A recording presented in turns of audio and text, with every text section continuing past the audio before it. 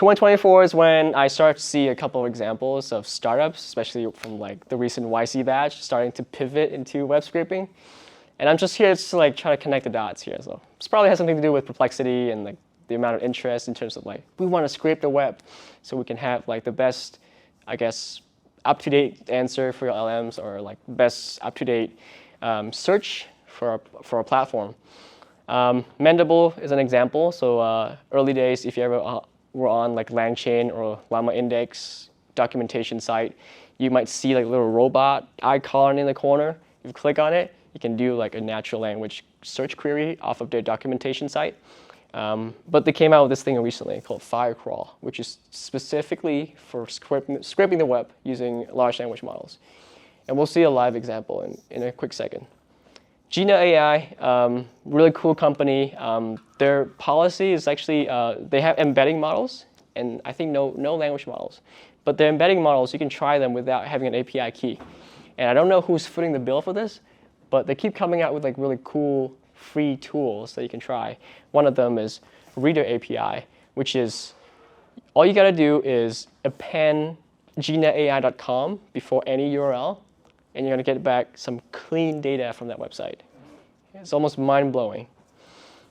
And last, I'm going to show you this open source project called ScrapeGraph AI. So this is a very elaborate orchestration of like different Python modules that create graphs.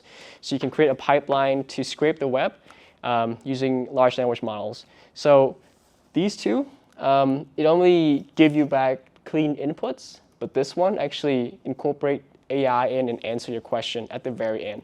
Or you can have like 10 different steps of what to do when you go to a website and scrape it. So what I'm going to do today is I'm actually going to be scraping my competitors' pricing pages. Like I'm doing this for myself. Like I'm building a product right now, and this matters to me. This is not a made-up use case. Like I'm actually looking forward to see what's going to come out of this. So I'm building in the learning and development space. So my competitors are obviously popular tools like Articulate 360, some challengers that are new to the market like 7tabs, Mindsmith, some other companies. But I have about 4 websites here today, and I'm keeping them all in a nice array. So what I'm going to do is I'm just going to run this to save it in memory. And the cool thing about this is that once I give you this, you can go home and play around and try to do some market research yourself. Denial of service attack on those 4 companies. And now I'm also going to set up this thing called tick token. Do you guys know what tick token is? I know you know what tick token is, but I want to know anyone else know what tick token is. Okay, so for a large language model, when it's being encoded, maybe you can explain this better than me, because I'm a software engineer.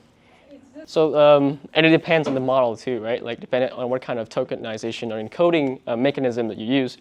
For example, GPT-3 had a different encoding scheme than GPT-4 or GPT-4o. That's why they were able to like reduce the cost for like newer generations a little bit, just because of the way that tokenization works. And you get billed by the number of tokens. So like less tokens, but the same sentence is usually cheaper for you as a consumer. So we're using tick token here, which is straight from OpenAI.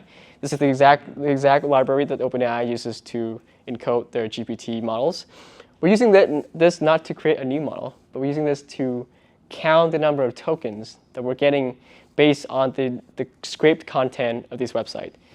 So I want to know how expensive it is for me to scrape all these things, and I'm going to convert that to a dollar amount, comparing Beautiful Soup and Jina AI and Mendable. See which one will save me the most amount of money. So I ran this, and this is just an example sentence. What's the difference between a beer nuts and deer nuts? Beer nuts are about $5. Deer nuts are just under $1. So everybody get the joke? So this one costs about 0.000135 if you're using GPT-4o. And the funny thing about OpenAI is that they didn't update tick token for GPT-4o yet. So this is just a guesstimate. So last thing that I want to set up is a pretty table. So pretty table is just a library in Python, so you can make like tables in your terminal. I want rows and columns, so I can see which one costs more than which. So that's all I'm doing here. very long function. All it's doing here is take into account scrape content, put them all in the right columns and rows. You can read this at home. But yeah, all right, so now let's set up the scrapers. First we're gonna install our good old friend, Beautiful Soup 4. This is like the most straightforward way to scrape any website. And probably the easiest way for them to detect that you're scraping and ban you. So it's not very sophisticated unless you bundle on a bunch of other tools. Okay, so we got a function to scrape the web with Beautiful Soup. We're not going to use that yet. What we're going to do is we're going to run all of them at the same time. So I'm just going to set up a bunch of stuff here. So here's Jina AI. This is what I'm talking about when I say this one is dead simple. All you got to do is just add the string before the actual URL that you want to scrape. And it's completely free. I don't know what the deal is, but use it. It's free. No strings attached. I mean, maybe they're trying to do some market research or something. But yeah, it's great. Gobs of VC money they can. Oh yeah. They can blow. Absolutely. Like free rides on Uber. Yeah, in the early days, yeah. You just get like free rides over and over. Okay, last provider is Mendable. So Mendable, like I said, recently pivoted from, I guess not fully pivoted from, but like they were doing like documentation chatbots. So like you go on like LangChain, Llama Index, all these companies. You can chat with a little chatbot in the bottom. So we're going to try this one too. But this one requires an API key. And they gave me, they gave everybody like, I think 300 tokens for free. I'm not sure how many websites you can scrape with that. But so from these other tools, the output is all text normalized or is still pretty raw? It's all in Markdown. So they're all in Markdown for some reason. Maybe because of large language models. Like they made these tools specifically to output Markdown from a bunch of HTML tags. Yeah. So and it's also like string. So there's no like just pure string. You get a string back, like very long. Okay, this is the moment that we run everything. So I'm just gonna run this. All I'm doing here is just go on these website, trying to scrape it with all the 3 different tools that I have. It's gonna take about a minute, so we can watch this bar going from left to right. You guys can ask questions. They got a table back. Good thing I got my pretty table, so I can see like the difference between all of them. Okay, this is my biggest competitor, by the way. They have so much money. I don't even know what to do with them. Beautiful Soup. You get your regular HTML stuff. Very, very clean. Well, not really. Firecrawl. This is firecrawl. So for firecrawl, you get a little bit better. You know, like very much Markdown. Like you got brackets and you got like links and all that stuff. So you can already see that you can already skip a bunch of stuff here. And if your large language model will love you if you give it clean data like this. But you take a look at Jina on this side. Jina is even more human readable. Even though they say it's supposed to bring you back Markdown, they actually took away all the brackets and everything. So like, you got bad, and then you got Markdown in like actual Markdown format, and this one is promises you Markdown, but it's actually string in a human readable like format. And we can see that for pretty much every single examples here. The Jina one is usually the one that you can actually read. For example, this one from in the middle by Mendable. It's not actually human readable that much, especially if your large language model doesn't care about URLs. Maybe you just want it to know facts. Then you might not want all of this stuff in there, right? You might want just what's human readable. Maybe for a reasoning task, for example. Anybody have any questions so far? Okay, so that was surprisingly fast. All right, so we also got a cost table here. Let's take a look at this real quick. That's a great question. That reminds me of something. I think when I was playing with this, Adobe actually blocked Beautiful Soup. So let me show you. What I'm going to do is I'm going to just comment these 2 out. And then I want to show more content and run this again. That's a great question. It reminds me of this. Okay, let's see. Articulate. What did you? Yeah, so this is like the most bare bone, beautiful soup setup. Like this is like your intern doing it. This is not like very sophisticated. So you get 403. Yeah. Yeah, that's why there was nothing there. Yeah. So great catch, great catch. So you can't compare the costs. Not for the first one. The first one was blocked, but actually I gotta run this again. But the table here, all we're doing is we're comparing the input cost between the three. If we were to put this into a GPT-4. Mm-hmm. So let's just forget about the first one. Yeah. This one, 7 times? 7 times less? And this one isn't even way less. Like compare these two. 100 times. Or 70 times. Yeah, any question? So right now, these costs are just the cost of just the input tokens and the output tokens, right? Just input tokens. For GPT-4. Yeah. But it has separate costs for input and output, right? It does, but this table alone is just input. Because the outputs, I'm gonna show like the last step, which is using LLM to like extract out a JSON of just the things that I want, which is gonna be like pricing tier names and the actual pricing. So the output's gonna be the same, regardless. But the input, if you use different tools, you get different amount of inputs. Dramatically different. Like, ooh. Yeah, especially like this one, for example. Yeah. Like it's pretty nuts. I guess it's because of the extra tags that are there, right, in the firecrawl output. Yeah, especially if I think for this one, if you hit like an image that has like the entire binary on it, then you get the entire thing. This one also get the entire thing. Must have. But And Yeah. Jina AI scrubs all of that extra information. I don't know what they're doing here, but they're doing some crazy stuff. And this is very clean, by the way. Like it's human readable. But again, if you want that the actual URLs for most things, then you might be better off using this. Otherwise, you lose a lot of resolution. But again, if you want a reasoning task to be done, then you don't need that. You just need factual things. All right, so it's pretty obvious that which one we should be paying for, not knowing anything else about these companies. But now we're going to use OpenAI to kind of like try to do some extraction, because I don't want to look at just the input. I want just one JSON with all the data that I was looking for in the beginning, which is which of these competitors having how many tiers and how much does it cost per each tier. That's all I want to know. Okay, so this part, all I'm doing is setting up an OpenAI client, and then I'm going to use my OpenAI key here. So we got a fresh key this week. Key from last week has been deprecated.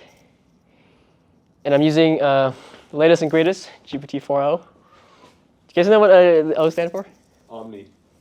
There you go. Do you guys know why in the demos, like GPT-4 or ChatGPT sounds so flirtatious? Her. Scarlett Johansson. Yeah, there's so many memes about that on Twitter. Yeah. But okay, so this is just a utility function to then display the extracted content on another table, because table in console is what we need to compare these things. All right, so what I'm doing here is just run GPT-4o through each of the inputs that we got before, like the entire input. So it could be like 50,000 tokens. Like it's not my money. Like it's Invest Ottawa's money. So I'm just running it through GPT-4o right now. It's like how many? Okay, so very, very simple entity extraction task using GPT-4o. All I did was I put in a kind of like a chain, an LLM chain, and just be like, get me the 3 pricing tiers from this website's content. So I give one website at a time. and then return a JSON with 3 keys. Cheapest, which is the cheapest tier, name of it, and then a price. And then I just give each one like a type so it knows what I'm actually looking for. And then it's the middle tier, and it's the most expensive one. And that's it. That's my extraction tier. And always, what OpenAI does is they tell you that you should always, if you want JSON back, use type JSON object, but also say in your prompt that you want JSON back. So like you always need like those 2 things. But it's not really surprising that from Beautiful Soup we get nothing, so we can't extract anything here. Our JSON is like completely 0 and empty string because we got 403 forbidden. We got forbidden from Adobe Articulate 360.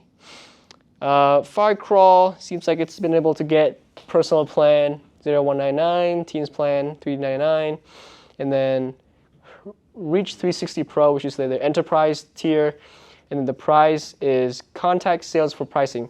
This is weird because I gave it a type, which was float, and it gave me a string here. It's still useful, but not technically accurate. And it comes out to Jina AI, and the price says variable, so they're kind of ignoring my instructions a little bit. Maybe I should have said, float or no if it's not found or something like that. Just goes to show if you're working with large language models, unless you're working with like DSpy or something like that, you need to be very specific about your prompts and just take care of like most edge cases. So again, it seems like most of these tools pass the test. It's just a matter of whether or not you're going to burn 10 times the amount of money and do scraping manually using Beautiful Soup and your custom tools, or you can kind of like use one of these third-party tools and just get clean markdown or clean human readable text back, and just worry about your LLM stack instead of like your web scraping. One last thing I want to show you guys, which is ScrapeGraph. So this is completely open source. This is not like the startups that we just saw earlier. This is completely open source and in Python. Anybody here familiar with graph data structure? I think we had a conversation before about this. Yeah. It seems like you're a big fan of graph data structure too. Yeah.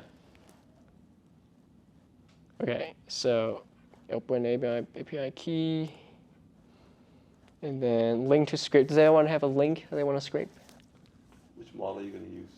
Okay, so this is what the website looks like. Oh, that's actually pretty cool. So what would be a question that you want to ask? What I meant to say is, what do you want to get out of this website? So model and speed, perhaps? Yeah. What are these called? Electric unicycle. Okay.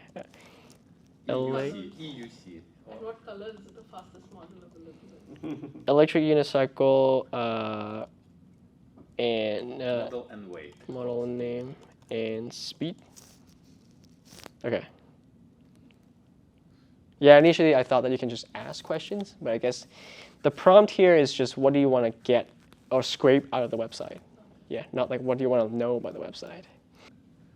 Okay, so we got the answers back. So we got here. How do I get rid of this? Okay, so electric unicycle models. So you tell me if these models are legit. Yeah. I saw the names are correct and speed is correct. Which one's yours? It's Goat Master. This one. The Master. 50 plus miles per hour. Is that true? That's true. On full battery. Okay. Are you serious? You know, I drove like 72 kilometers per hour, my top speed, and it was scary. You see like everything like flying by you and think, if I'm gonna fall and hit something, it's not gonna, my body protection not gonna help me. No. Wow. So that's pretty, yeah. Jesus. So this is accurate. That's accurate. V13, yeah. You know what? I actually went on their project and I asked, because I couldn't figure out, because I was trying to build this and I'm like, how many tokens is this consuming? Probably a lot. So I asked, and apparently there's like a function that you can do to get that. There's 2 ways. So if you use this library, just go to this discussions tab, look at my question, and you'll find the answer. Cool. Yeah, I asked this like last night. I was like, why? Yeah. Are you trying to like hide this away from us or something? Like, no, there's 2 ways to do it, but the documentation doesn't cover it. So, but yeah, that's all I got. So, anybody have any questions about anything?